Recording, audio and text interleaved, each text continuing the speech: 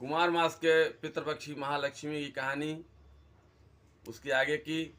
उसने सब विधान जान करके कहा, हे ब्राह्मण, यह व्रत भादव पद के महीने में शुक्ल पक्ष भादव सुती अष्टमी राधा अष्टमी से प्रारंभ होता है और इस दिन प्रातः काल उठकर 16 बार हाथ पैर धो करके सफ़ेद धो करके 16 धागों से युक्त एक डोरी कलावा, उसमें 16 गांठ लगाएं।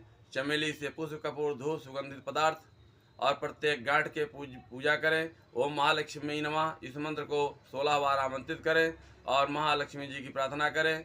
धन धान्य पृथ्वी कीर्ति आयु यश घोड़ा हाथी पुत्र दो।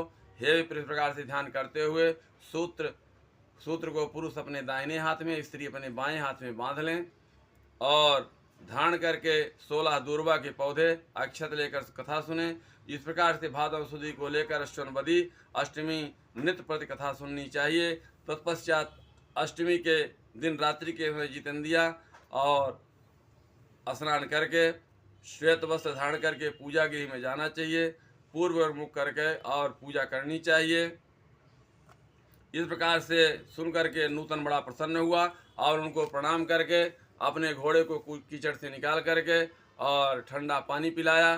कमल के पत्ते और दोना बनाकर उसने पानी ले घोड़े पर बैठ राजा के पास गया।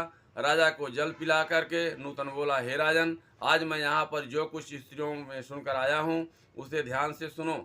इस प्रकार से सारा हाल सुना करके उस व्रत को नूतन और राजा दोनों ब्राह्मण के साथ ले घोड़े पर सवार हो अपने नगर को चल दिए।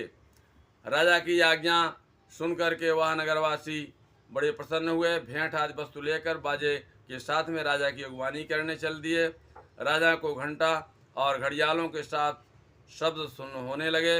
ऐसा मालूम होता है कि सुखी के मारे सारा नगर नाच रहा था। 16 श्रृंगार किए हुए गजमानिनी स्त्रियां मंगल गीत गा रही थी। राजा की अगवानी आई और नगरवासियों द्वारा सत्कार किया गया।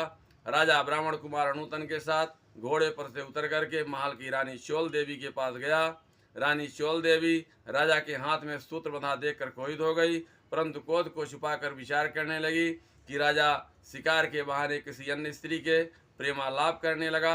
इसी कारण से इसके बाह में उस स्त्री ने अपने लिए सौभाग्य के लिए डोरा बांध दिया और साथ ही मुझे देखने के लिए ब्राह्मण को भेजा है।